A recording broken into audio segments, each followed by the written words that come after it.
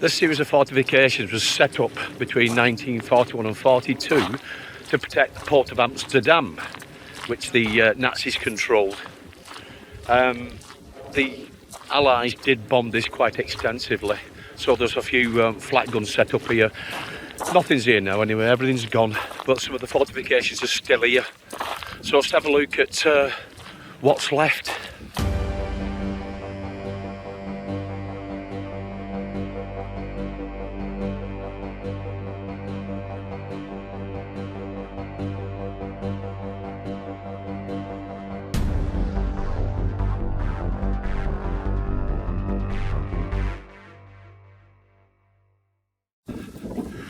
Now, I think this is part.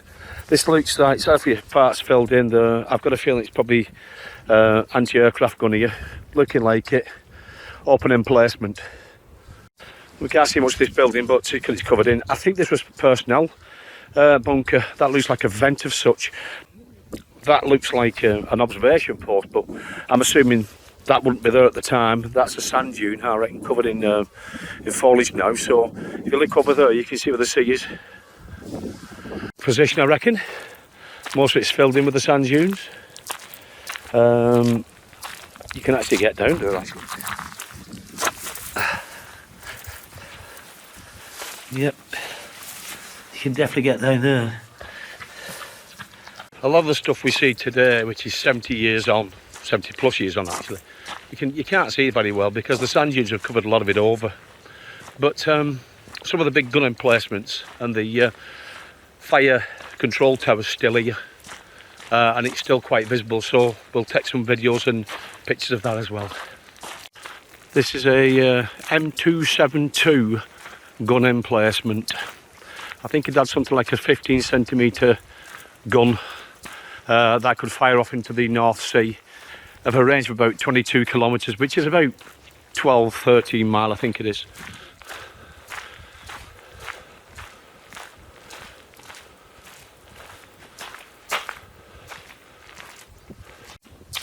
See the bolts on the floor, the size of them.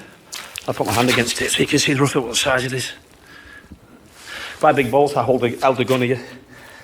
A lot of these guns were captured from battleships or from the enemy, whichever it may be, and then they used them in this because these are all the guns for the attack of Operation Barbarossa, which is the attack of Russia. And by 1941, in June 1941, that's what they did. That's what they started. Let's have a look down here. Right, I think when they fired these shells, the empty cases went down there. Have a look around here, what have we got? Wow, that's even the cool. That's got a ventilation system, that, isn't it?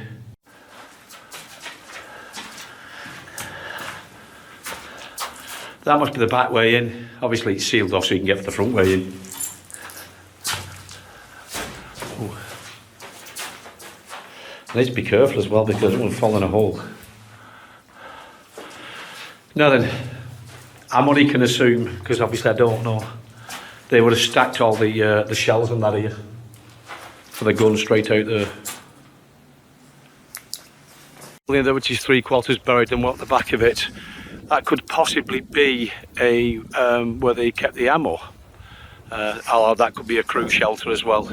This here, I'm assuming that's some kind of chimney or some ventilation to this building here. And what you see here is a fire control tower. Apparently, I think the upper deck there, they've had some kind of range finding equipment. The idea is to any enemy ships coming from obviously in the North Sea, they could range on that till they get a good idea of how far it is. Then they would basically tell this sort of this bunker here with a gun in it to say elevation X amount of degrees, left, right, whichever it may be, and fire it. And then they would watch to see if it was anywhere near where they were firing the guns, and then they could adjust it accordingly. See, two observation posts. If you look at that one down there, then obviously they can't see anything here, but that one's been there at the time. That's just 70 years of drift. And the bit at the top there, that's where they would have had the rangefinder. This looks like a chimney or ventilation shaft. And that looks like definitely like a chimney with the top still on it.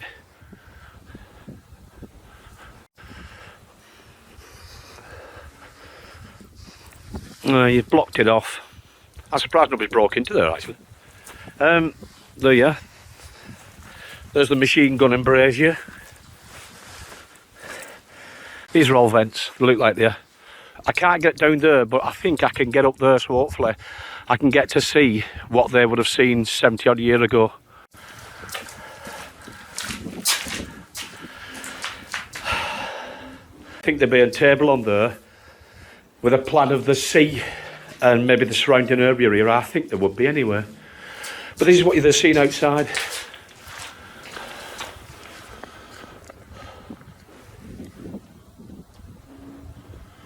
Now, I would be seeing exactly what they would have seen, except that sand dune wouldn't have been there. They'd have seen further, much further out. Them buildings wouldn't have been there. They're fairly new. Nothing would have been there. The mouth of the river's here, where the port is. The pillars holding this up here, they've virtually rotted through. You see that? I think you see that. There's the ream bar. It's all rotted now. It's falling apart now. But then I'm saying that. Then again, it's 70 odd years old, so it's stood the test of time, really. See above it anyway. See it? That's a reinforcement. That's the reason why it's so strong. This thing. Now then, that would have been probably. I'm not sure if they wanted to put the rangefinder on that bit there, but they finished using it. Whatever, I'm not sure. Either that, they'd have put the sandwiches on for the dinner. Right at the very top now, so you can see. Look at, there's the sea right out there. That would have been there. Now that's an example of a ship coming in, isn't it? And that one going out. So this part here was the harbour of Amsterdam, and obviously very important for the Nazi war effort. Right, now I've had a look at these bunkers. Let's have a look at what they look like. You get a better perspective when you're up in the air. MKB, or Marine Custom Battery 4201, Heerenduin, Netherlands, is situated at the estuary of the North Sea Canal, which runs towards the port of Amsterdam. To defend the canal, the Dutch built the defensive position in 1939 and equipped it with 7.5cm guns. When the Nazis invaded and conquered the Netherlands during the Fall Gelb offensive, they immediately started to control key objectives. The port of Amsterdam was included. The Dutch had already built defences near the canal estuary and on the island to the North Sea Canal, which the Germans referred to as Kernwerk, or central building. They built a huge defensive position with inland defences, island defences, coastal defences and flak batteries, and called it Festung, or Fortress Heerenduin. Fortress Heerenduin was divided into three parts: Kampfgruppe Nord, Mit and Sud, or North, Middle and South. The heavy coastal battery of Heerenduin lies in Kampfgruppe Sud, Battle Group South. The battery was controlled by the Kriegsmarine. The coastal battery was designated MKB 81, or Marine Custom Battery 81. It's also referred as WN 81, Widerstandsnest 81, Heerenduin. After 2 years of service, the Kriegsmarine decided to expand the battery and upgrade it to the Atlantic Wall standards. The upgrade started around the end of 1941 and continued until 1942. It involved some name changes for the coastal battery. It started out as Sud Battery or South Battery, but in 1942 the name was changed to Battery Preen, named after the famous U-boat ace Gunter Preen, who on the 14th of October 1939 sank the HMS Royal Oak at Scapa Flow in Orkney. During this period, 4 17cm guns were placed in open gun positions. Later it was named Cecil Battery Sudmull, or Sea Targeting Battery. During 1943 the name was changed to Battery Heerenduin, which it kept till the end of the war. The 4 17cm ship guns could fire 62 kg shells and had a reach of 20 km, or approximately 18 miles. The guns were placed in M272 type closed gun emplacements. In between was a type M178 fire control bunker, with flanking machine gun bunkers type 681 together with a flanking gun position. The gun position on the beach housed 7.5cm gun with a reach of 11 km or 7 miles. 4 open gun emplacements were added to the battery. 3 ammunition bunkers, 2 small type 134s and a big FL246 type were constructed to the rear of the gun positions. On the northern and southern tips of the battery were anti-aircraft positions called flak stand. The personnel bunkers complete the battery with a Regal bow 451A and 451B. The battery was also protected with landmines, barbed wire defences and infantry. It was part of KVA Amsterdam. After the surrender of the Germans in the Netherlands on the 5th of May, the Royal Canadian Regiment closed in on the battery around the 6th and 7th of May. The German commander, Huttner, decided to surrender, but his colleague, Harbour Commander Seeger, wanted to hold until the last man and bullet, which was the order from the now deceased Adolf Hitler. It took a lot of negotiation, but eventually Seeger dropped the German flag on the 10th of May and surrendered without one shot being fired. Thank you for watching, and hopefully I'll see you on the next video.